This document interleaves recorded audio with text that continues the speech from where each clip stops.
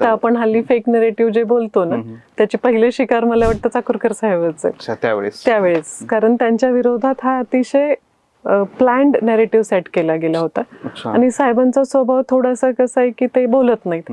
Marketing तर फार लांब राहू द्या, पण मी हे केलं हे तोंडाने सांगत नाहीत. मला प्रचारादरम्यान अनेक लोक भेटले आणि त्यांनी येऊन सांगितलं की ताई साहेबांनी आमच्यासाठी हे केलं ते केलं.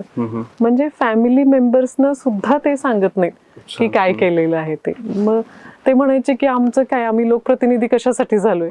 मग ते कधी त्यांनी स्वतः विकास कामं कुठली आणली, जे ज्या फंडिंग दिलं त्याचं नारळ कधीच साहेबांनी स्वतः फोडलं किंवा कुठे फलक लावला नाही.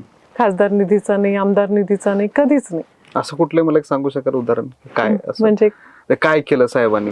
काय केलं म्हणजे 55 वर्षात लातूर जिल्हा निर्मितीचा माझा प्रश्न नाही, सर्वसामान्यांमधून येणारा तो प्रश्न. बरोबर आहे. मी काय म्हटलं की त्या फेक नरेटिव्हच्या आम्ही बळी आहोत.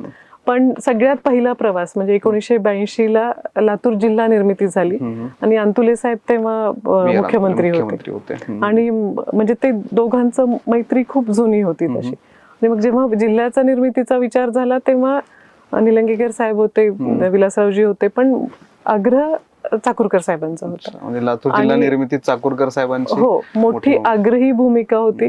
आणि फक्त मी काय सांगते की साहेबांना हे कधी तोंडून त्यांनी सांगितलं नाही की हे मी केलंय म्हणून.